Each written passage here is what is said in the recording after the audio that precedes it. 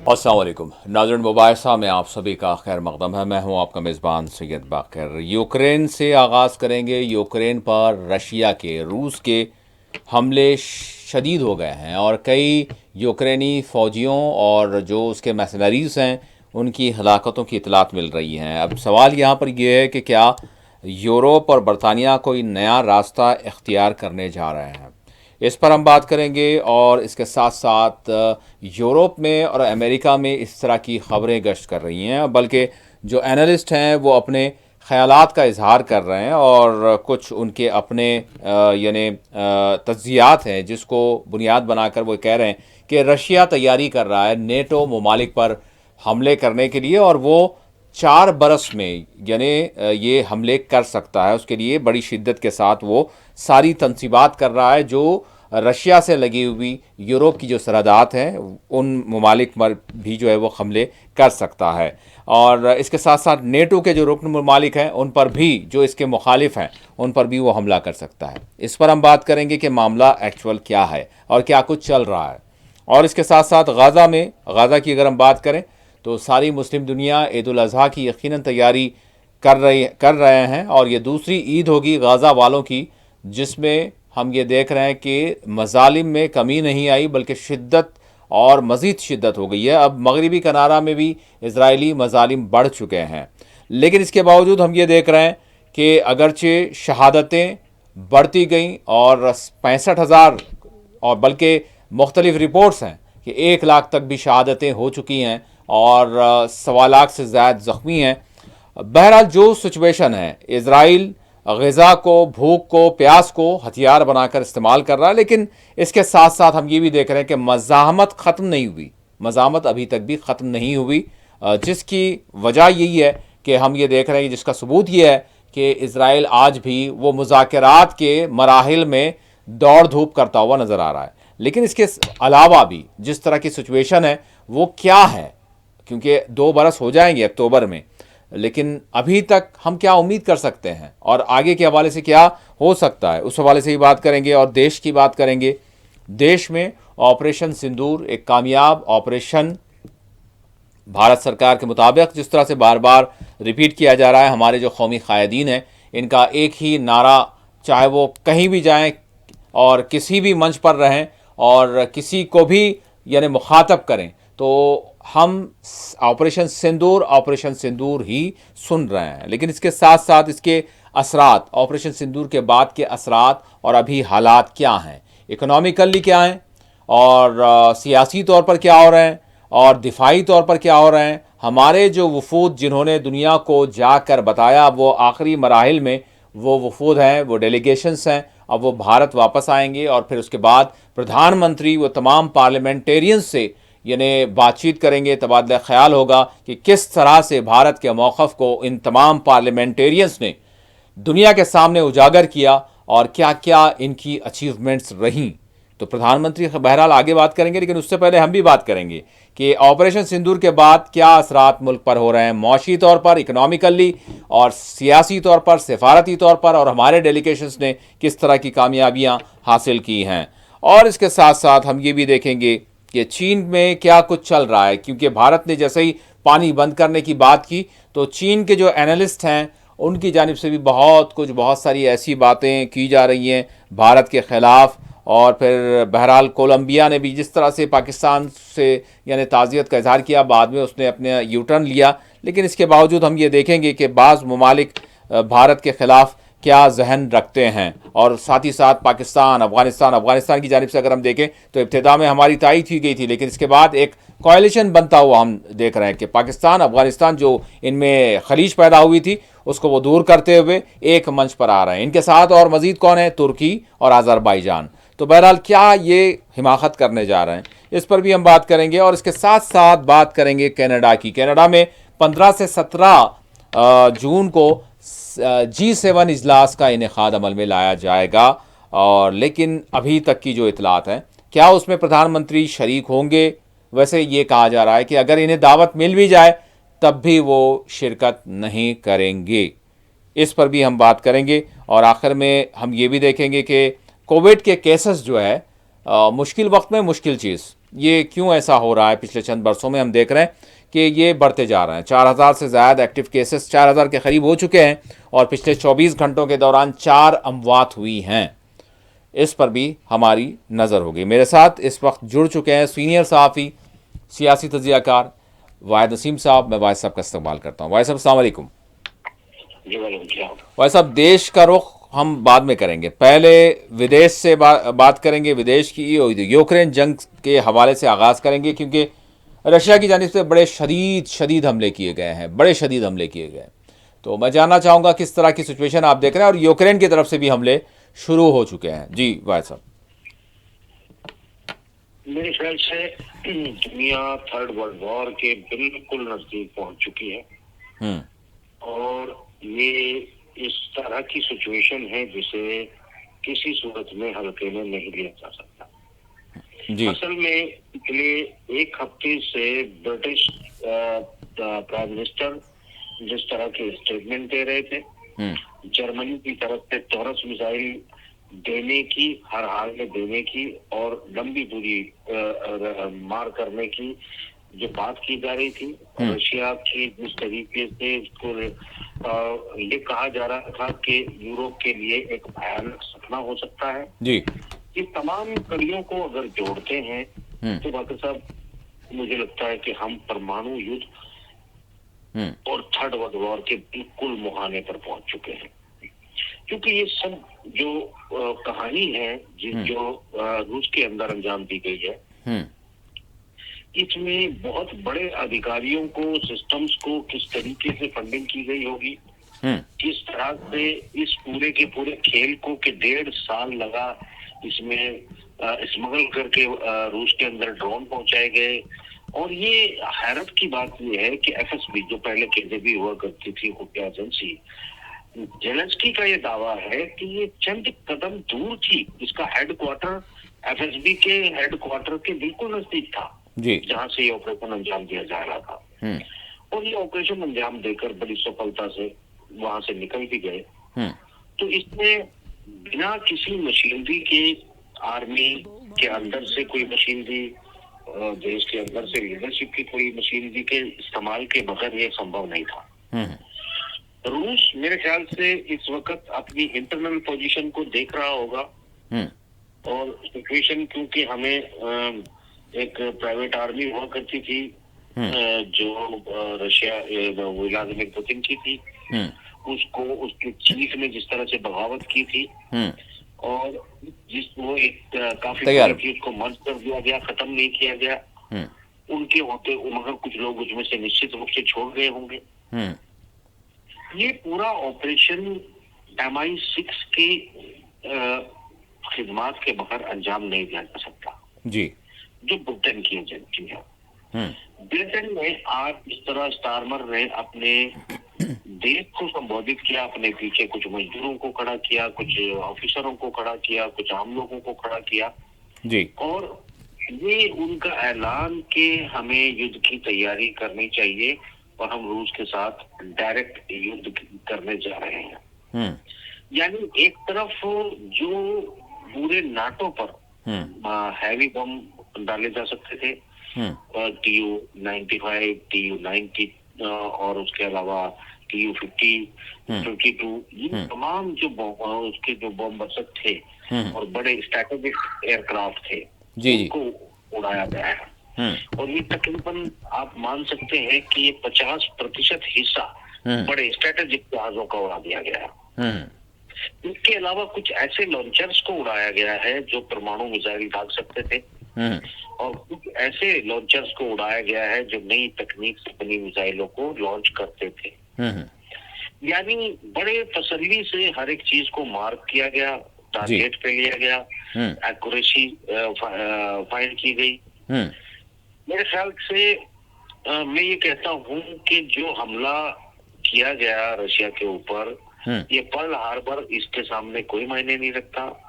Even Germany का रूस पर हमला भी इस हमले के मुकाबले कोई मायने नहीं रखता।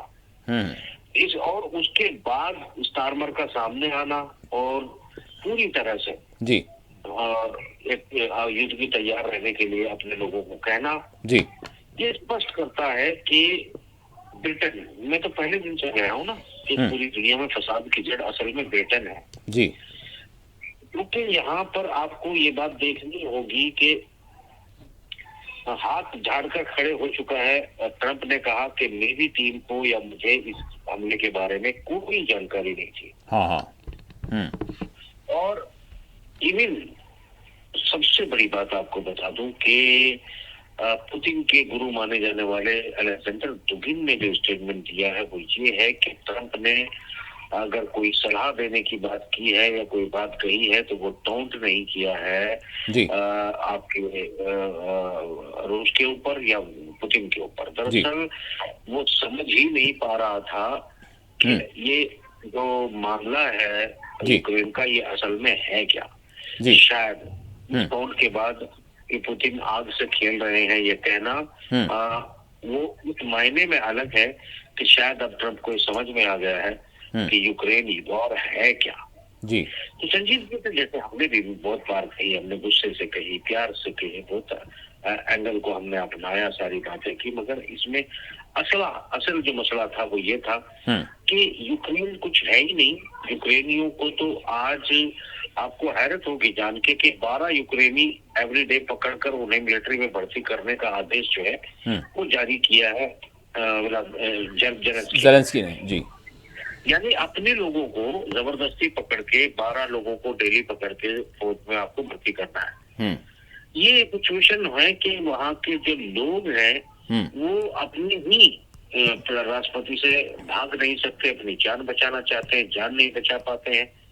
मतलब स्थिति एक ऐसी खराब है उन लोगों की कि उन्हें अपनी ही जान बचाना अपने ही राष्ट्रपति से मुश्किल हो रखा है।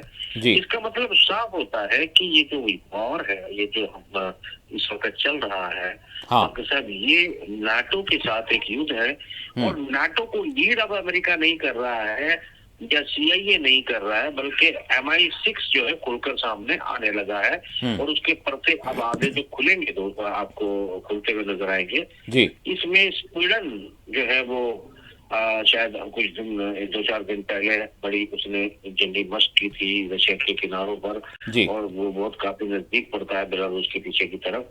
तो स्वीडन में जिस तरह की तैयारी चल रही थी, नाटो का मेंबर है, ये ऐसा लगता है कि अब हम थर्ड वर्ल्ड वॉर के नजदीक पहुंच गए। ये हमला पोलैंड पे हो सकता है, ये स्वीडन पे हो सकता है और डायरेक्टली जो है ब्रिटेन पे हो सकता है, क्योंकि ब्रिटेन के प्रधानमंत्री ने डायरेक्ट रूस के साथ युद्ध की तैयारी करने की घोषणा की है। तो ये सिचुएशन जो है अब मैं ये देख पा रहा हूँ कि हम पीटरबर्ग, माफ करना, हम इस वक्त बहुत नजदीक है थर्ड वर्ल्ड वॉर के, परमाणु वॉर के, बहुत बड़ी तबाही के। भाई साहब, एक मरतबा फिर इस हवाले से मैं जानना चाहूँगा कि मतलब इतनी संगीन वजह क्या हो गई, क्योंकि मामला ये है कि डोनाल्ड ट्रंप ने भी मतलब वो एक मरतबा अमेरिका के सदर रह चुके और उन्होंने इस आज़म का इजहार किया था अपने इलेक्शन कैंपेन के मौके पर, और शायद बहैसियत मतलब एक बिजनेस टाइकून मैं कहूँगा कि कुछ ना कुछ ऐसा कर लूँगा कि ये सारे जो विवाद हैं, ये सारे जितने डिस्प्यूट्स हैं, इसको मतलब इसको सॉल्व कर लिया जाए और फिर अमन व अमान क़ायम हो जाए। एक इस तरह का एक गेस्चर, इस तरह की पॉलिसी का इजहार किया। लेकिन जिस तरह से अभी आपने कहा कि डोनाल्ड ट्रंप को भी ज़रूर अंदाज़ा हो गया होगा कि ये यूक्रेन का वॉर एक्चुअल इसका मामला क्या है, तो मैं जानना चाहूँगा थोड़ा सा उस पर सरसरी नज़र डालें। मतलब इतनी संगीन क्या बात हो गई कि थर्ड वर्ल्ड वॉर हो जाए? मतलब रूस ने ऐसा क्या कर दिया या रूस ऐसा क्या करने जा रहा है या कर चुका है कि उसको मगरिब बर्दाश्त नहीं कर रहा? देखिए, रूस को पहले दिन से बाकर साहब एक बात पता है और वो बात है कि अच्छा, इस हवाले से ये भी बताइए कि वाकई ये मामला यूक्रेन ही के हद तक नहीं है। अगर हद तक नहीं है तो किस तरह से नहीं है? नहीं, यूक्रेन का तो ये वार है ही नहीं ना। यूक्रेनी लोगों का इस्तेमाल किया गया है।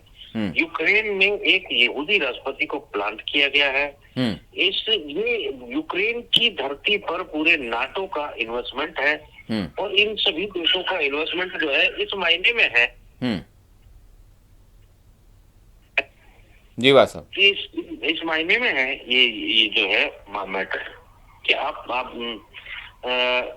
रशिया को खत्म करना है। रशिया को खत्म किए बगैर 100% कैपिटलिज्म को लागू नहीं किया जा सकता, क्योंकि रशिया की मदद से नॉर्थ कोरिया जैसे देश, ईरान जैसे देश, इवन चाइना की तरक्की, जिसे चाइना को अगर रूस एक ताकतवर देश नहीं होता तो चाइना आज कंपटीशन नहीं कर रहा होता, तरक्की नहीं कर रहा होता, और जहां चाइना पहुंचा है वो रूस की मदद के बगैर नहीं पहुंच सकता था।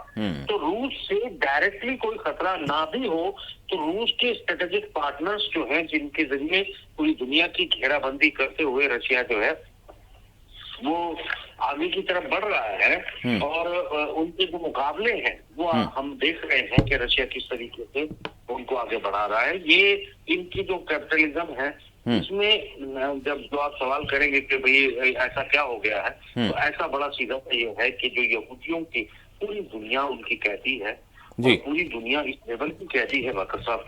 आप सोचिएगा, ये जितने भी बैंक है ना, इनके पूरे एग्जीक्यूशन की आखिरी कड़ी सीधे सीधे यहूदियों के बैंक को जाके मिलती है।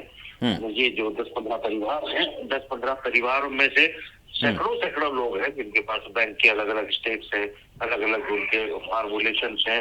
ये सिर्फ मैं यही पे बात खत्म नहीं हो जाती कि बैंक जो है वो भारत में मालिकाना अधिकार कर लिया है, ये नहीं होता। बल्कि ये होता है कि इस बैंक की जो पूरी कार्य प्रणाली है हमें उसे समझना पड़ेगा, और वो आखिर में कहाँ जाके जुड़ती है, जिससे आप राष्ट्रीय अंतर्राष्ट्रीय ट्रांजैक्शन करने के बाद इस पूरी मॉनिटरिंग सिस्टम को कहाँ से कनेक्ट करते हैं। जो पैसा आपके पास जमा होता है वो पैसा आखिरकार आप कहाँ, आखिर में उसे कहाँ जाता है, कहाँ से दिया जाता है। ये पूरा एक ऐसा निजाम है कि एक टाइम मैगजीन ने एक कवर पेज छापा था। उस कवर पेज पर एक इंसान होता है जी, उसके गले में एक रस्सी पड़ी है, और एक खाली ऊपर से अदृश्य हाथ होता है, खाली किसका हाथ है नहीं पता। उस हाथ में रस्सी उस आदमी के गले में पड़ी होती है जी, और उस पे लिखा होता है एवरीथिंग अंडर कंट्रोल। हाँ, एवरीथिंग अंडर कंट्रोल का वो जो लिखा था, हाँ, उसका अर्थ ये है कि एवरीथिंग अंडर कंट्रोल मतलब किसी के हाथ में है सब कुछ। चाइना भी मतलब इनके बैंकिंग निजाम से बाहर नहीं निकल पा रहे हैं, क्योंकि अगर आप पूरी तरह से बैंकों को क्लोज कर देंगे, हालांकि रशिया ने अपना एक नीर नाम का जो है निजाम बनाया, स्विफ्ट सिस्टम बनाया, एक नीम कार्ड बनाकर भी कई देशों के साथ टाई अप किया है, मगर उसके बावजूद रशियन व्यापारियों को, रशियन लोगों को भारी तकलीफ का सामना करना पड़ता है। अगर वो अपनी करेंसी को बाहर लेके निकलते हैं तो क्रिप्टो के अलावा उनके पास चारा नहीं बचता है। ये सिचुएशन जो है, कोई भी देश, चाहे वो ईरान हो, चाहे वो सऊदी अरब हो, चाहे वो भारत हो या पाकिस्तान हो, कोई भी देश उनके निजाम से बाहर नहीं है। और आप ये देखिएगा कि इन बैंकों के पास कितनी संपत्ति आज जो है, सरकार इनसे खुद लोन लेके रखती है, सरकारी उद्यम इनसे लोन लेके रखते हैं, उनका स्टेक खरीद के रखते हैं, सारी चीजों को जो है इन्होंने प्राइवेट सेक्टर में डलवा के उनकी हिस्सेदारी खरीद रखी है। और पूरी दुनिया में गरीब से गरीब देश में भी, अमीर से अमीर देश में भी। तो आप ये समझ सकते हैं कि इनके जो वित्तीय जाल है, जो फाइनेंशियल जाल है, उसमें दुनिया ऐसी फंसी हुई है कि वो चाहकर भी निकलती नहीं, बल्कि निकलना भी नहीं चाहती है। ये मुश्किल सामने खड़ी है कि उस निजाम को कैसे तोड़ा जाए, अलग से एक निजाम एकदम कैसे खड़ा कर दिया जाए। ये एक ऐसी, इस बात को मैं और आप बात कर रहे हैं, लोग सुन रहे होंगे, कुछ की तो ये समझ में भी नहीं आएगा, और कुछ जिनकी समझ में आएगा वो इस निजाम को इतने हल्के में लेंगे कि मतलब इसको लगेगा अच्छा ऐसा भी कुछ हो सकता है क्या। मगर दुनिया का सबसे खतरनाक परमाणु बम और कैद और जाल अगर कोई है तो ये बैंक है, और हर कोई पे पता हुआ है। आप भी सोचिए ना, अगर बैंक अगर आज के अगर तमाम दुनिया से बैंक को हटा लिया जाए, तो आप बताइए आप घर से बाहर निकल सकते हैं क्या? आप घर से बाहर नहीं निकल पाओगे, आप अपना शहर नहीं छोड़ पाओगे, ये सिचुएशन आपकी हो जाएगी। तो कुल मिलाकर जो सिचुएशन है उसमें से कोई भी देश निकल नहीं पा रहा है, निकलना भी नहीं चाहता है। यही वजह है कि ये बात शायद ट्रम्प अंदर से जानते हैं कि यहूदी उनके वो जो टीम है पूरी तरह उनके खिलाफ है, उनकी जान लेना चाहती है, मगर उसके बावजूद उन्हें समर्थन करना पड़ रहा है, उनको हैंडल करना पड़ रहा है, मनाए रखना पड़ रहा है। यही बात पुतिन भी जानता है, मगर पुतिन उसके बावजूद जो है कदम फूंक फूंक के रखता है, धीरे से जो है इजराइल को खत्म भी करवा रहा है, तो इजराइल को समर्थन भी दे रहा है, मतलब उसको टाइम भी दे रहा है, उसको टाइम लैप्स भी किया जा रहा है। ये जो सिचुएशन है, क्योंकि जैसे ही वो उसको ज्यादा प्रेशर देता है तो पूरा का पूरा निजाम, पूरा के पूरे सिस्टम में उसके संबंध में काम करने वाले जितने देश हैं उनके ऊपर इन बैंकों का प्रेशर आ जाता है, तो उनकी खींच, मतलब अजीब सी सिचुएशन में एवरीथिंग इज अंडर कंट्रोल जो है वो दिखाई देता है। तो ये सिचुएशन को क्रैक करना आसान नहीं है। इस सिचुएशन से बाहर, देखिए भारत के रिश्ते जो है आप समझ लीजिए कि भारत के रिश्ते रूस के साथ, रूस ने हमारे साथ मतलब जो है वफादारी भी की, हमें चाइना के खिलाफ भी बचाया। हमने मजबूरी में अमेरिका के सहयोग हमें करना पड़ रहा है। उसने हमें उधार तेल दिया, उधार की मतलब हमें पहले सस्ता तेल दिया, सस्ता भी उधार तेल दिया। उसके अलावा उनकी तरफ से आती है कि तुम अगर चलोगे तो हम तुमको 500% जो है तुम पे टैरिफ लगा देंगे अगर रूस के साथ हथियारों की या तेल की डील करोगे तो। ये इस तरह की धमकियां और धमकियों को मान लेना अचानक, ऊपर से आपके के पूरे देश को, आप सोचिए अडानी हो, अंबानी हो, इनको किसने फाइनेंस कर रखा है? बैंकों ने। बैंकों के पास पैसा कहाँ से आ रहा है? सिर्फ जनता और सरकार का है क्या? बैंक कहाँ से पैसा लेते हैं? कहाँ से ये सारी चीजें इंटरकनेक्टेड होती है? फिर ये इनको अगर बैन कर दिया गया तो फिर दुनिया में जो इनके व्यापार फैले हुए हैं उनका क्या होगा? तो कुल मिलाकर बहुत अजीब सी सिचुएशन है। ब्लैकमेलिंग धमकी, आपको फायदा है ये नहीं है, आपको वहां से रेमिटेंस आता है ये नहीं है, आप सरप्लस प्रॉफिट कमाते हैं ये नहीं है।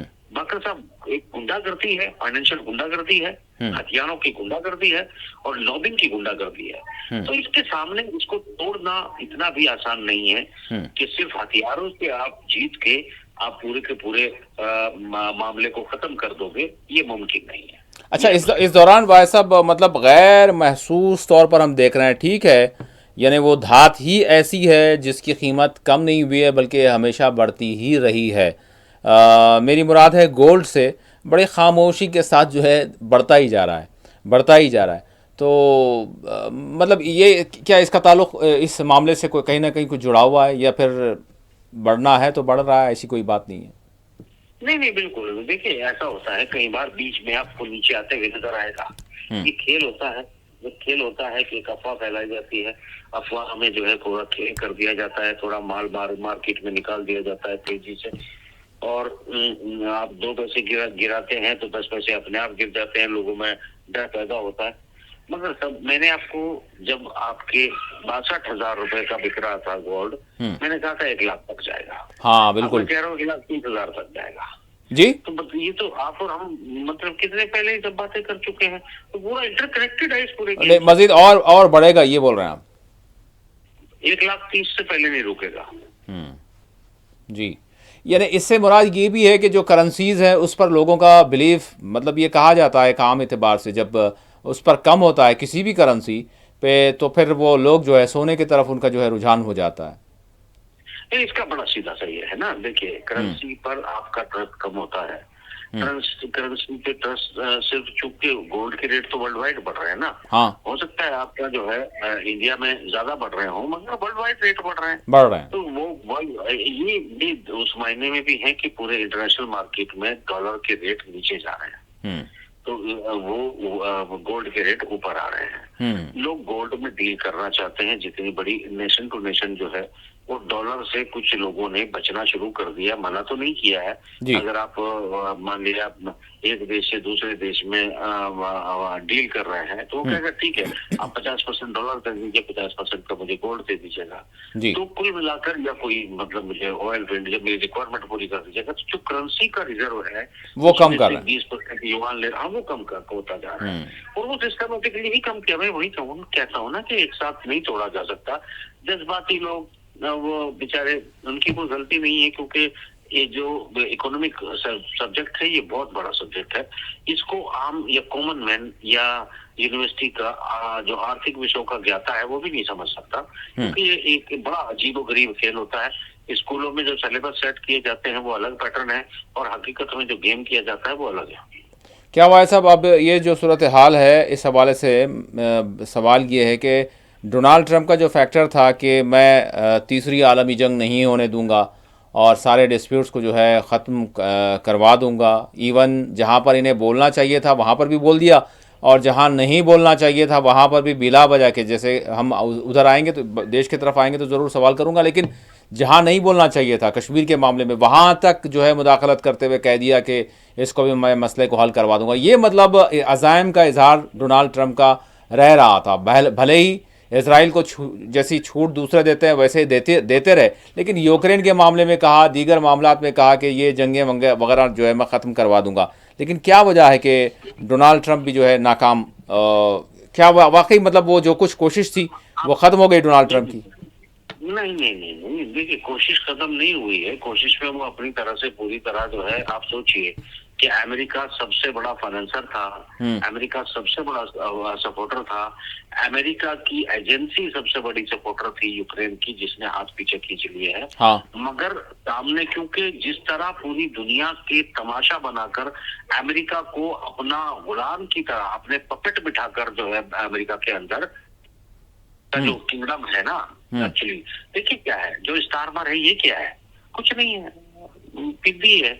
इसके पीछे जमीन के नीचे जो बैठे हैं वो टीम जो चलाती है, जो जिसपे परमाणु हथियारों का कोई असर नहीं होगा, जो ब्रिटेन में, फ्रांस में, स्विट्जरलैंड में और अमेरिका में इतनी गहराई में ऐसे पक्के मजबूत बंकर बनाकर बैठे हैं कि पूरी दुनिया जब खत्म होगी तो वो खत्म नहीं होंगे, उनका ये मानना है।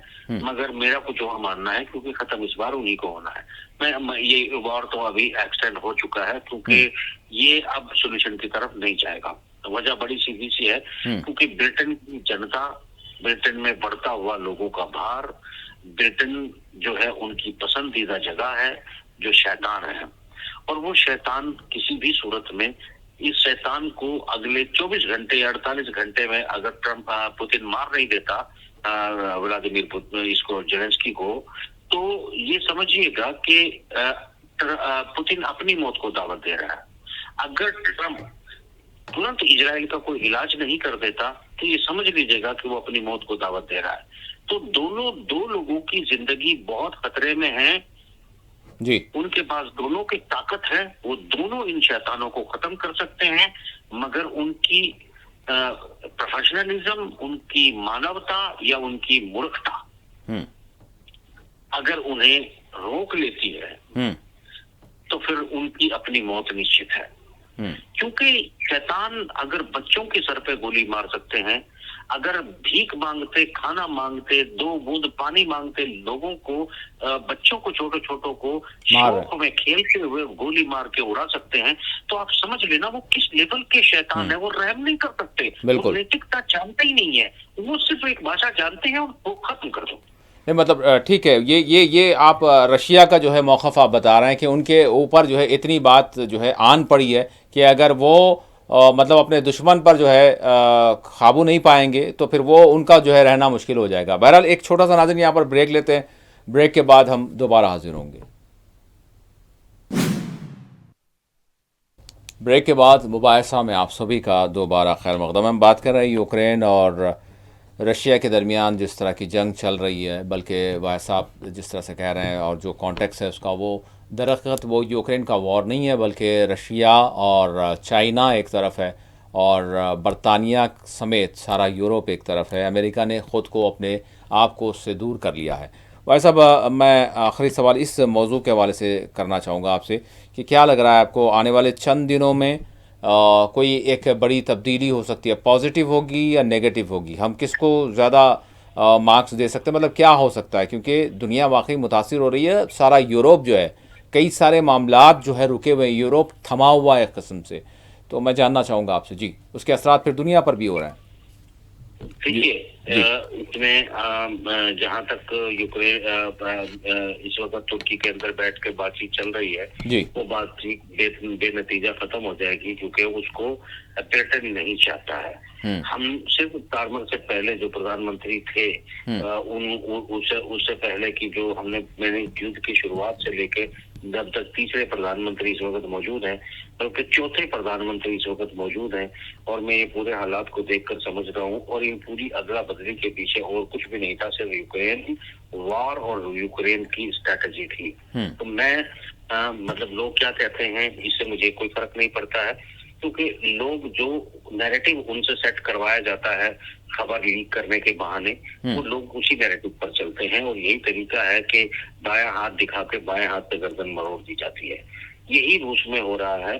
सवाल ये उठता है कि अमेरिका को दिखा के ब्रिटेन शैतानियत पूरी दुनिया में करता आया है, और ये रूस के सामने एक्सपोज है। मेरी बात को और आपकी बात को अभी भी जो दर्शक हैं वो नहीं मानेंगे, उनको लगता है बड़ा झंटल है ब्रिटेन जो है, जिनको पता ही नहीं कि हाँ। उसकी शैतान वही है। आम तो राय बात तो ये यही है होता कि है भाई कि वो जो, शैतान है, हाँ, उनके ब्रिटेन को उनके कोई अंदर देखता वो ही नहीं है शैतान फिलहाल। रहते हैं, जी हाँ। वही शैतान रहते हैं। सवाल ये है कि ये जो मैंने कहा है कि दुनिया बहुत खतरे की तरफ जा रही है, जा चुकी है। मैं ये समझता हूँ कि जर्मनी और ब्रिटेन, अब और अगर ये दोनों आगे आए तो फ्रांस, हालांकि उसकी खुद की हालत खराब है, अभी मैं कहूँगा कि अपने कान में उसके जाबू पे कहते हैं उसको, मुंह पे जो है उसकी बीवी ने मारा था, जो है किसी छेड़खानी को लेके उसके मुंह पे मार दिया था। वो वीडियो काफी वायरल हुई है जब ये टूर पे था। तो अब ये अपने घर में पिटते हुए, अपने घर की स्थिति खराब होने के बावजूद भी रूस को खत्म करना चाहेंगे, क्योंकि जंग वर्सेस कैपिटलिज्म वर्सेस सोशलिज्म है। तो भारत में भी जिस तरह सोशलिज्म को समाप्त करके कंप्लीट क्रॉनिक कैपिटलिज्म को लाया जा रहा है और आगे बढ़ रहा है, और इसी पश्चिमी गठजोड़ में जबरदस्ती जोड़ा जा रहा है, जो कि ये सब नौटंकियां चल रही है, 51 52 53 कौन होते हैं, ये क्या होते हैं, कौन इनको पूछ रहा है, वो अलग बातें होती हैं।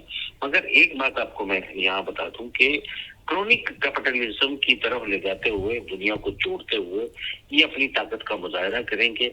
लंदन की जमीन के नीचे बैठे हुए जो लोग हैं, ये ठीक वैसे ही है जैसे आपने फिल्मी कहानियों में देखा होगा कि कोई राजा होता है और उसके पीछे असल में एक भूत होता है जो उससे कत्ल करवाता है, उससे सारे काम करवाता है, और वो एक सस्पेंस और थ्रिल वो बना रहता है। आप यकीन मानिए पूरी दुनिया एक ऐसे ही थ्रिल का हिस्सा है, जिसमें इन राजाओं के पीछे बैठे हुए वो शैतान उसी भूत की तरह, उसी पिशाच की तरह जो है इनसे वो काम करवाते हैं जो ये करना भी नहीं चाहते। तो मैं उन पिशाचों की नस नस को जानता हूँ और उनके आधार पर ही बात करता हूँ, क्योंकि स्टारमर ने क्या कहा, ट्रंप ने क्या कहा, पुतिन ने क्या कहा, ये मेरे लिए मायने नहीं रखता। इनके पीछे बैठे हुए जो पिशाच हैं वो क्या चाहते हैं, वो क्या करवाएंगे, इस कैलकुलेशन को लेके ही मैं तमाम जो अपनी प्रेडिक्शंस है वो करता हूँ। शायद यही वजह है कि वो 100% प्रेडिक्शन भविष्य में जाके सच हो जाती है। तो सवाल ये, क्योंकि जो लोग मुंह से बोलते हैं और स्टोरी प्लांट करवाई जाती है, वो तो मैं जानता हूँ सब प्लांटेशन होती है, उनका सच्चाई से कोई लेना देना नहीं होता। ठीक। तो आपको मैं ये लग रहा है मुझे कि हम ये एक बहुत बड़े युद्ध के बिल्कुल करीब पहुंच चुके हैं, और दुनिया अभी अमन की तरफ जाते जाते रुक गई है। ठीक है, अमन की तरफ जाते जाते रुक गई है। गज़ा के जो मासूम हैं, बेकसूर हैं, लेकिन इसके बावजूद यानी 2 साल होने को करीब है, अक्टूबर में 2 साल हो जाएंगे, वो जो रेजिस्टेंस है वो तो नहीं रुक रही है। मैं आपसे जानना चाहूँगा कि इसका नतीजा क्या हो सकता है। मतलब ना इजराइल मुकम्मल कंट्रोल का ऐलान कर रहा है, ना सीज़ फायर हो रहा है, और ना ही जो है वो जो जियाले हैं वो पीछे हट रहे हैं, वो भी डटे हुए हैं। तो क्या आपको लग रहा है गाज़ा की सिचुएशन के हवाले से? जी देखिए, गाजा की हार और जीत टोटल जो है वो डिपेंड करती है व्लादिमीर पुतिन के ऊपर। व्लादिमीर पुतिन ने जो गलती की है वो गाजा ही है। अच्छा। वो इजराइल ही है। बेसिकली जो व्लादिमीर पुतिन की रणनीति में कि तुम अगर मुझे यूक्रेन में फंसाए रखोगे तो मैं तुम्हें गाजा में फंसाए रखूंगा, ना उन्हें हारने दूंगा ना जीतने दूंगा। अगर व्लादिमीर पुतिन चाहते तो निश्चित रूप से मैं लिख के देता हूँ कि 2.5 घंटे में इजराइल समाप्त हो जाएगा, 2.5 घंटे में इजरायली घुटने टेक देंगे, सरेंडर कर देंगे। मगर व्लादिमीर पुतिन की अति बुद्धि या उसके गुरु की अति बुद्धि उनको बर्बादी के कगार पे ले आई है। वो शायद शैतानियत के उस लेवल को नहीं जानते। दोनों के दोनों अपने आप को दार्शनिक कहते हैं। दार्शनिक मतलब क्या उर्दू में कहते हैं, अहले नजर, या उसे जो भी आप मान लीजिएगा। मुझे लगता है कि वो पिछले तकरीबन 2 साल से, 1 साल तक ठीक था, अगर 2 साल से वो लगातार चुप कर रहे हैं। जब से यूक्रेन वार शुरू हुआ, जिस दिन जो है गाजा का मामला वो निपटा देंगे, उस दिन पश्चिमी जगत निपट जाएगा। क्योंकि फाइनली एक कहते हैं ना आईपी सेंटर, जो आपको आईपी एड्रेस कहते हैं कि कोई भी चीज जो है वो, अगर आपने एक आईपी है इंटरनेट से दुनिया में, उस आईपी पर आप कहीं से कोई भी मैसेज भेजेंगे तो पूरी दुनिया के मैसेज उसी आईपी पे पहुंचेंगे जो आपने एड्रेस किया है। हाँ। पूरी दुनिया की शैतानियत की जो आईपी एड्रेस है वो इजराइल है। हाँ। वो इजराइल वो तमाम ताकतें उसे बचाने चाहती हैं, उसका राज चाहती हैं और फिर अपने मसीहा को बुलाना चाहती हैं। जी। मगर वो क्योंकि उनके पास पैसे उतने हैं, सिक्योरिटी, दुनिया में कितनी लाशें गिर रही हैं, उससे वो विचलित हो रहे होंगे, ये आप और हम सोच सकते हैं, ये हमारा वहम हो सकता है। क्योंकि वो इतने सिक्योर, मैंने बताया ना कि जमीन के अंदर इतने गहरे और इतने मजबूत उनके बंकर हैं। उनका मानना यह है कि उन्हें कोई नहीं मार सकता। उनमें से एक जो रोचैल्ड था, वो जो अभी भी शायद जो बचा हुआ है, उसमें एक जो उनका सीनियर है, यानी 100 साल के नजदीक पहुंचने के बाद भी 6 साल 8 साल के बच्चों के लीवर जो है वो ट्रांसप्लांट कराते हैं। ये हरकतें वो करते हैं कि अपनी मर्जी से वो जिंदगी को भी एक्सटेंड करते हैं और जीते हैं। आप समझ सकते हैं कि उनकी शैतानियत का लेवल क्या होगा। तो सवाल ये है कि वो मानते हैं कि वो जब तक चाहेंगे जिंदा रहेंगे, जब तक चाहेंगे वो सारा काम करेंगे। और ये जो आप अच्छे से जानते हैं कि यहूदियों का धार्मिक बिलीव ये है ज्यादातर का, कि वो जो है जो उनकी नस्ल से पैदा नहीं हुआ है जी, वो चिकन बटर है, उसके मारने या मर जाने से कोई फर्क नहीं पड़ता। जैसे आपको कसाई के पिंजरे में बंद हुए चिकन से कोई फर्क नहीं पड़ता, उनके काट कर खाने या फेंकने से कोई फर्क नहीं पड़ता, ठीक यहूदियों को भी उसी तरह आम इंसानों के मर जाने या जिंदा रहने से कोई फर्क नहीं पड़ता। उनके लिए चिकन बटर है। उनमें जो जायनिस्ट हैं, जायनिस्ट जो हैं जी, जायनिस्ट तो वही, मतलब उनमें से ज्यादातर तो जायनिस्ट ही है ना, 60%।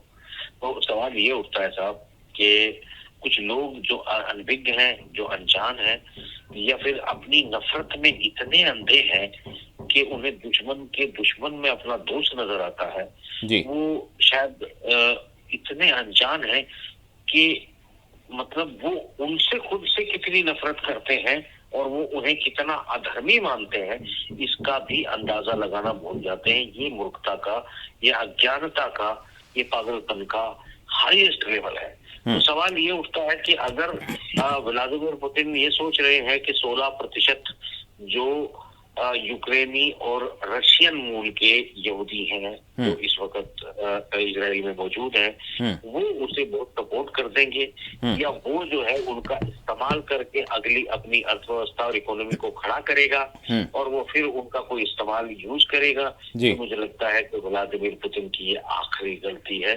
अब समय आ गया है, क्योंकि बिना यूक्रेन, माफ करना, इजराइल का सोल्यूशन निकाले बगैर दुनिया में ना अमन हो सकता है, ना शांति हो सकती है, कोई सूरत नहीं है। ठीक है। और आपको एक बात और मैं बता दूं कि देखिए, सिर्फ 16% यहूदियों को का इमोशन जो है वो व्लादिमीर पुतिन के पास नहीं है, बल्कि ये भी आपको याद रखना चाहिए कि 57 देशों में से कम 50 देश, 57 देशों में से कम 50 मुल्क जो है वो इजराइल के डायरेक्ट गुलाम भी हैं, समर्थक भी हैं, चचेरे भाई भी हैं।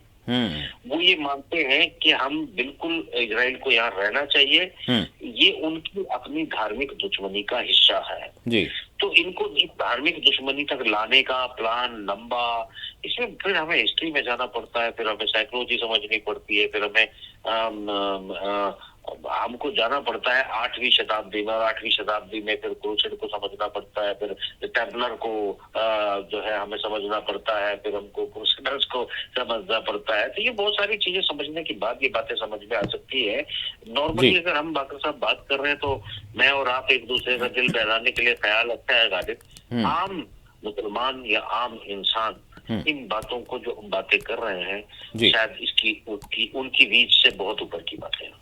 बिल्कुल यही सूरत हाल है, क्योंकि सिर्फ़ और सिर्फ आज धूम धड़ाका और फिर कुछ ऐसी बातें जो वक्तिया हों, जो मतलब जड़ और बुनियाद से जिसका कोई ताल्लुक़ ना हो, बल्कि वो टहनियों पर या फिर पत्तों जैसी बात होती है, कभी कुछ तो कभी कुछ, और गहराई में गए बगैर इस तरह का जो है माहौल हो गया है। इसी वजह से यानी उनके लब और लहजे भी बदलते हुए, शर्मिंदगियों का जो है इजहार करते हुए, माफ़ियाँ मांगते हुए, और कभी जो बेगैरत हैं वो तो माफ़ी नहीं मांगते, बस मामले को अपने जारी व सारी रखे हुए हैं, सच से काम नहीं लेते और ना गहराई को समझने की कोशिश करते हैं। वैसे मैं अब भारत की तरफ आएंगे और मैं जानना चाहूँगा आपसे कि एक बड़ा ऑपरेशन जिसका नाम ऑपरेशन सिंदूर दिया गया था, जो अभी ख़त्म नहीं हुआ है, जो अभी जारी और सारी है, और इस हवाले से हमारा एक वक्त, हमारे 7 वफूद जो दुनिया में गए, दुनिया के मुख्तलिफ़ हिस्सों में, दुनिया के मुख्तलिफ़ ममालिक में, अब हमारे मौक़िफ़ से उनको वाकिफ़ करवाया गया। अब मैं जानना चाहूँगा आपसे कि किस तरह से देख रहे हैं आप, चूँकि मैं सारे सवालात एक साथ जोड़ देना चाहूँगा इसी से। ऑपरेशन सिंदूर के बाद के हालात, असरात, और फिर आगे की हमारी जो है प्लानिंग, क्योंकि ख़ित्ता एक किस्म से एक हम ये कह सकते हैं कि एक सोई नहीं नज़र आ रही है। जो बरसरहदात पर रहने वाले लोग हैं वो भी ये सोच रहे हैं पता नहीं क्या होगा, क्योंकि ऑपरेशन सिंदूर जारी है, ख़त्म नहीं हुआ है। और फिर इसके साथ साथ जो पड़ोसी ममालिक हैं हमारे, या फिर दुनिया की ताकतों में उनका भी शुमार होता है, उनके भी जो एनालिस्ट हैं मुख्तलिफ बातें कर रहे हैं, हमको डायरेक्टली इनडायरेक्टली यानी थ्रेट करने की कोशिश कर रहे हैं। जैसे चाइना में पानी बंद कर दिया गया तो फिर हमारे लिए हमारी सलामती के ख़िलाफ़ होगा, ऐसी बातें वहाँ पर भी चल रही हैं।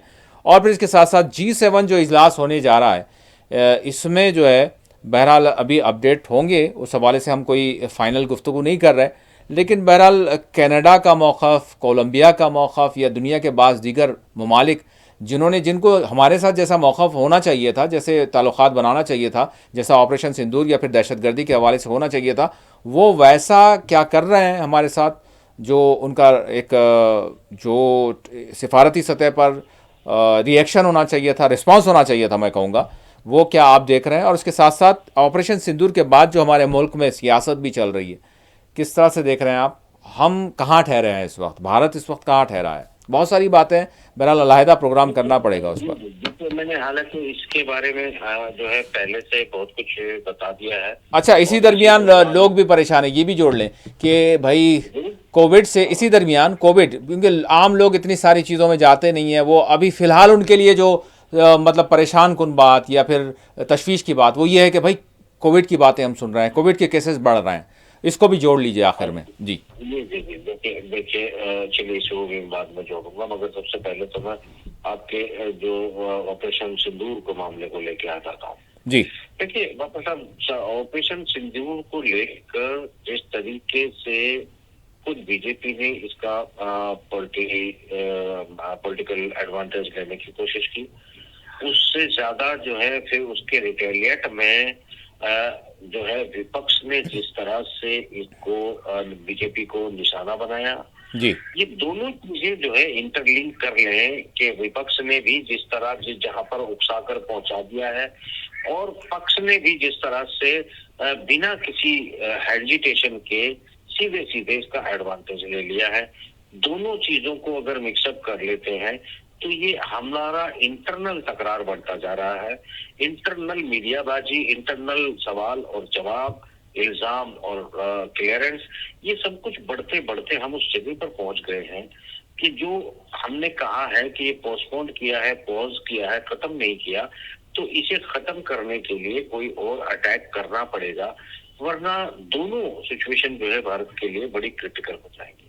वो क्रिटिकल इस मायने में हो जाएगी कि विपक्षी पार्टियां चुनाव तक इसका पूरा इस्तेमाल करेंगी कि आपने कहा था पोज है, और चूंकि हमारे सीडीएस ने मान लिया है कि जहाज तो गिरे हैं, और अगर दुनिया के मीडिया दिखा रहे हैं कि इतने नहीं तो उतने हैं, उतने नहीं तो इतने हैं, और अगर ये सब बातें और तमाम जगह पर पाकिस्तान को किसी का टेररिस्ट हमले में शामिल होना नहीं मानना, या उसको एक टेररिस्ट देश होने के बजाय पाकिस्तान को वर्ल्ड बैंक द्वारा $40 बिलियन का 10 साल का सीधे प्रोजेक्ट चार्ज उसका सैंक्शन कर देना, और उसके अलावा $42 बिलियन के प्रोजेक्ट को रशिया द्वारा उल्टा उनके स्टील प्लांट को जो रशियन इकोनॉमिक कॉरिडोर था उसको डेवलप करने की शुरुआत का ऐलान कर देना, और ये जो चाइना द्वारा उनको फंडिंग करके J-35 को उनके लिए तैयार करके उसकी ट्रेनिंग शुरू कर देना,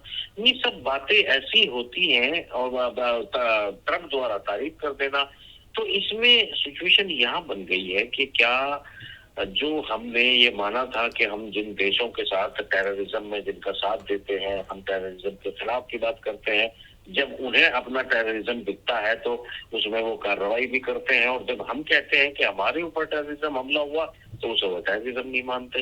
तो ये बात मैं ना बाकर साहब जी बहुत पहले से समझाते आया हूँ कि टेररिज्म कुछ नहीं होता। टेररिज्म वो होता है जिसे आप टेररिज्म कहें, आप उसे फ्रीडम फाइटर भी कह सकते हैं, टेररिज्म भी कह सकते हैं, ये आप ही के ऊपर डिपेंड करेगा।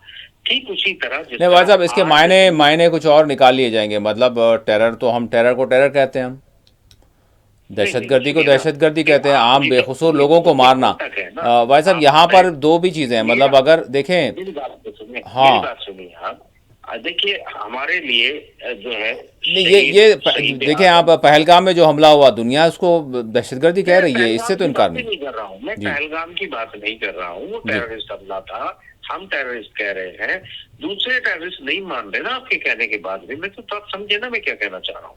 मैं ये कहना चाह रहा हूँ मजम्मत तो कर रहे हैं, दहशतगर्दी तो मान रहे हैं। हाँ ये और बात है कि उसका जो रिस्पॉन्स, यानी उसको जो पनाह देने वाले हैं, जो उसके सपोर्ट करने वाले, उनको उनसे कुछ नहीं कर रहे हैं, उनको जो करना चाहिए उनके हवाले से नहीं कर रहे हैं। देखिए एक बात बताइए, ये कैसे मजम्मत की बात है? उनको पता है कि पाकिस्तान जो है इसमें सम्मिलित है, हम सबूत दे रहे हैं, हमने अपने लोग भेजे हैं, मगर उसके बावजूद जो है वो वर्ल्ड बैंक भी उनकी, IMF ने भी उनकी जो है पेमेंट रिलीज कर दिया है, ऊपर से और नया इसी दौरान बिल्कुल हमले के बाद जो है उसने,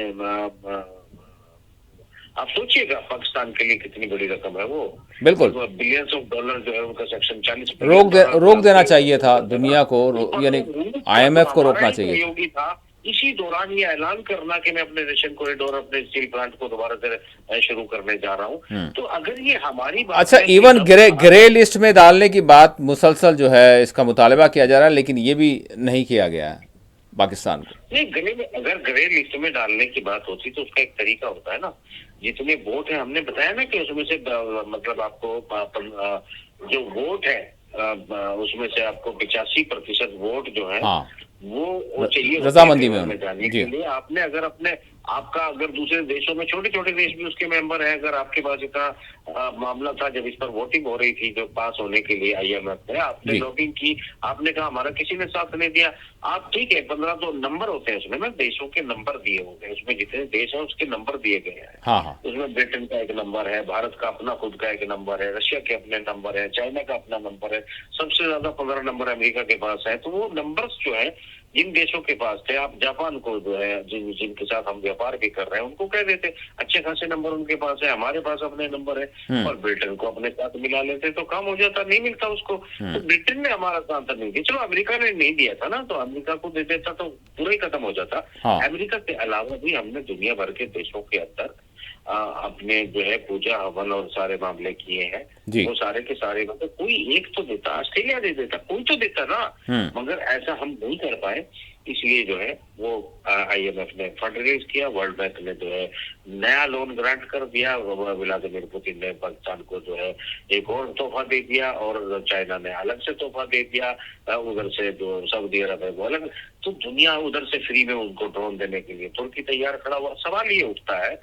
अच्छा भाई साहब, इतनी सारी बातें आपने ये की, मैं यहाँ पर ये सवाल करूँगा, एक इसी दरमियान में इब्तिदा में आपने इस मौजू के हवाले से जब बात की तो आपने कहा कि जिस तरह से बात ये कही जा रही है कि ऑपरेशन जारी है, ख़त्म नहीं हुआ और सिंदूर, तो आपने कहा कि एक और हमला भी कर सकते हैं, क्योंकि अगर सबक सिखाना है और दुनिया को जो है बताना है कि दरअसल हम किस तरह से ये इसको जो है बर्दाश्त नहीं करेंगे, तो ये किया जा सकता है। लेकिन यहाँ पर एक बात ये है, एक तो हमारी अफवाज मजबूत है, वो उनके पर तो बहरहाल वो जो कहेंगे वो सारा अचीवमेंट करते हैं, उन पर तो कोई सवाल ही नहीं है। लेकिन यहाँ पर यह है कि इसके असरात जो माली तौर पर हों, जिस तरह से अभी आपने माशी तौर पर बात की इकोनॉमिकली, तो जब भी क्या वो भी इतना सस्ता होगा हमारे लिए, क्योंकि ऑपरेशन सिंदूर के बाद मौशी तौर पर हम पर क्या असरात है, वो भी हमारे आज के मौजू का जो एक मौजू है उस पर भी जो है मेरा सवाल है। तो मज़ीद करेंगे तो फिर क्या हमारे लिए वो सस्ता सौदा होगा? दूसरी चीज़, सवाल जब जो हो गया है उसका देखिए खुद अभी असर क्या हो देखिए रहा है? जो जो हो जो गया है उसका आपके खुद असर कितना हम पर हो रहा है, या फिर ऐसी कोई नहीं, बात नहीं है असर हम? अभी अभी अभी जी। बहुत ज्यादा असर नहीं है, मगर ये असर बहुत इसलिए जैसे देखिए नुकसान तो किसी का भी हो सकता है ना। नुकसान आज रशिया जैसी सुपर पावर का, हम्म। जो वर्ल्ड की सबसे बड़ी ताकत है, उसका आपको पता है कि $7 बिलियन का हम्म। नुकसान हुआ है। हम्म। $7 अरब का नुकसान हो गया है अचानक। तो ऐसे में रशिया के लिए एक बहुत बड़ा झटका है। जी। तो सवाल ये उठता है कि जंग होती है, युद्ध होता है, नुकसान भी होते हैं, फायदे भी होते हैं, मगर क्या उसके बाद नुकसान होने के बाद रशिया यूक्रेन को जवाब नहीं देगा, ब्रिटेन को जवाब नहीं देगा, स्वीडन को जवाब नहीं देगा? ये नहीं हो सकता ना। सवाल ये उठता है कि जब देश का बच्चा बच्चा इस बात के लिए तैयार है कि एक माकूल जवाब जो है वो दिया जाए जी। पाकिस्तान को, क्योंकि बात अधूरी उठी है, पोज हुआ है, पूरा नहीं हुआ है। तो ऐसे में या तो पाकिस्तान सार्वजनिक तौर पर कोई माफीनामा लिखे, डॉक्यूमेंट लिखे, कहे कि फिर से आतंकवादी को प्रोत्साहन नहीं करेगा, और वो एक कागज जो है सार्वजनिक तौर पर कबूल करे। अब वहाँ का प्रधानमंत्री, वहाँ का आर्मी चीफ तो कुछ और उल्टा ही कह रहा है। तो अगर अच्छा, वो साथ ही उल्टी साथ बात वो जो करता 4 है, दहशतगर्द हैं या फिर दीगर हमारे जो लिस्ट में हैं, उन सबको जो है अगर अगर वो जिंदा हैं तो उनको वापस करे, ये भी अगर कर ले तो शायद हम छोड़ सकते हैं उसको। नहीं नहीं नहीं नहीं, वो सिर्फ ये तो देखिए, आज दुनिया का सबसे बड़ा, मतलब दुनिया का तो नहीं मगर कम से कम यूक्रेन वार में आज सबसे बड़ी, जबकि अगले 24 घंटों में बहुत बड़े हमले हो सकते हैं, उसके बाद भी यूक्रेन की तरफ से 1000 और रूसिया की तरफ से 1200 जो है युद्धबंदियों को अदला बदली की जा रही है। तो फौजी तो ये कॉमन बात होती है ना, ये तो युद्ध चलते रहते हैं, अगले हमले की तैयारी पीछे से चल रही होती है, और जो युद्धबंदी होते हैं उनके तबादले होते रहते हैं। ये कॉमन जो है वियना कन्वेंशन भी है, या यूनाइटेड नेशन का चार्टर भी है। ये सब चीजें जो कॉमन मैन है उनको नहीं पता होता है। मीडिया में कुछ छोटे से नेता भी होते हैं, जो छोटे छोटे भैया नेता नहीं होते, गली मोहल्ले की गलती से जो है बड़ी सीटों पर पहुंच जाते हैं, तो वो असल में गली के चपरासी बनने के लायक नहीं होते, और कभी कभी वो बड़े बड़े ओहदों पर पहुंच जाते हैं। तो वो छोटी छोटी बातों का, जिन्हें कॉमन मैन भी दुनिया का जानता है, उसका पॉलिटिकल एडवांटेज लेते हैं। तो ये तो हमारी देश के लोगों की अनभिज्ञता है और कुछ भी नहीं है। इसको मीडिया वालों को, तो मीडिया तो होता ही नहीं ना यहाँ पे। यहाँ चंद बंदर किस्म के लोग होते हैं, उन बंदर किस्म के लोगों को बिठा दिया जाता है, वो जनता को भड़कलाने का काम करते हैं। तो सवाल ये उठता है, चाहे कि मुआशी तौर पर इकोनॉमिकली महंगा भी पड़ जाए तो हम करने से पीछे नहीं हटेंगे। जी। देखिए मेरी राय में बंदा बदला बदली का कोई मतलब नहीं है। मेरी राय में ये है कि पाकिस्तान को माकूल सबक सिखाए बगैर, ऑपरेशन सिंदूर मुकम्मल किए बगैर ये मामला यहीं पर पोज करना भारत को लॉन्ग टर्म में काफी नुकसान दे सकता है। ऐसी सूरत हाल में कि जब हमारी वर्ल्ड वाइड जो है वो किरकिरी होगी। देखिए आज पूरे पूरे वर्ल्ड से जो है लड़ने के लिए तैयार खड़ा है ना यूक्रेन, रशिया लड़ रहा है ना। और अगर कमजोर भी मान ले तो यूक्रेन भी तो रशिया से लड़ रहा है ना। तो अपनी संप्रभुता के लिए मुट्ठी भर गाजा के लोग जो है अपने आप को बचाने के लिए पूरी दुनिया इजराइल के साथ खड़ी है, रूस और चाइना सहित, वो सबके साथ भी अपनी बका को बचाने के लिए लड़ रहे हैं ना। मतलब सवाल ये उठता है कि जब आपकी लड़ाई हो ही जाए तब तो फिर सवाल जवाब नहीं बचता है, नफे नुकसान नहीं सोचा जाता है, फिर हार जीत का फैसला होता है।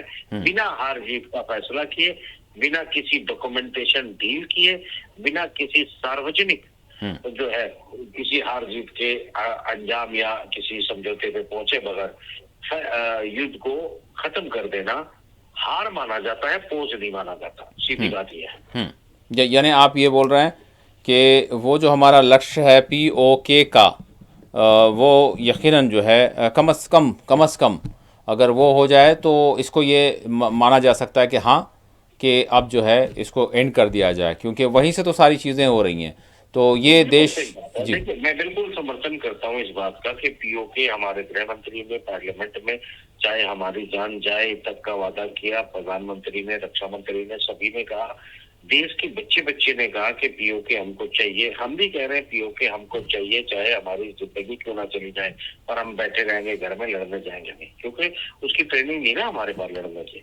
तो सवाल यह है कि POK जरूर चाहिए, और POK जो है मतलब अच्छा, फिर गिलगित बल्तिस्तान भाई साहब, गिलगित बल्तिस्तान के हवाले से, गिलगित बल्तिस्तान। पीओके ले लो, फिर माफी हो ना हो, डॉक्यूमेंटेशन हो ना हो, पीओके हमारे पास आ जाए तो हमने युद्ध जीत लिया, बात खत्म। अच्छा, नहीं फिर वो साथ में ये करते हैं, मतलब लोग भी जो है ये अपोजिशन हो या फिर जनता हो, और पीओके जैसे ही बोलते हैं तो फिर प्लस कर देते हैं गिलगित बल्तिस्तान, मतलब थोड़ा थोड़ा भी तो किया जा सकता है, गिलगित बल्तिस्तान की भी बात कर देते हैं। तो बहरहाल पीओके भी अगर फिलहाल अगर हो जाए तो मतलब आप ये कह रहे हैं कि वाकई हम ये कह सकते हैं कि अब ऑपरेशन हम रोकेंगे, ये हो सकती है बात। लेकिन अभी इसके लिए एक ही मिनट में मैं जानना चाहूँगा, क्या लग रहा है आपको, जैसे अभी हमारे जो वफूद हैं, डेलीगेशंस हैं, वो आएंगे, प्रधानमंत्री उनसे चर्चा करेंगे, और अभी जिस तरह से पाकिस्तान में जो कुछ चल रहा है, और अभी मतलब हमारे सर्च ऑपरेशन भी चल रहे हैं क्योंकि जो टेररिस्ट हैं उनको तलाशा जा रहा है, देखा जा रहा है, तो क्या आपको लग रहा है कि कोई बड़ा कदम अभी उठाया जाएगा या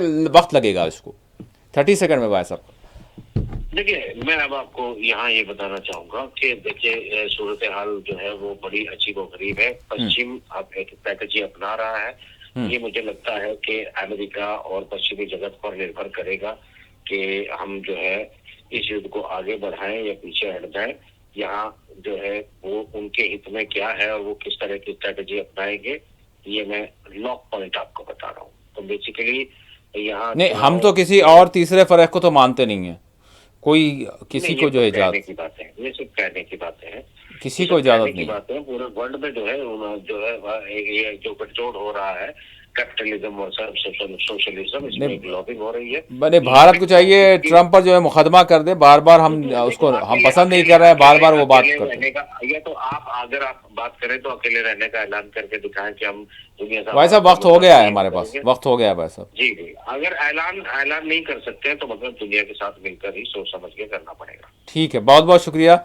नाज़रीन देखेंगे, बहरहाल वक्त ही बताएगा कि एक तो यूक्रेन का मामला, एक तो इधर हमारे पास ऑपरेशन सिंदूर का मामला, उधर गाज़ा का क्या होता है आने वाले चंद दिनों में, ये वक्त ही बताएगा। इसी के साथ खुसूसी प्रोग्राम मुबाहिसा अपने अख्तिताम को पहुँचता है। अल्लाह हाफ़िज़।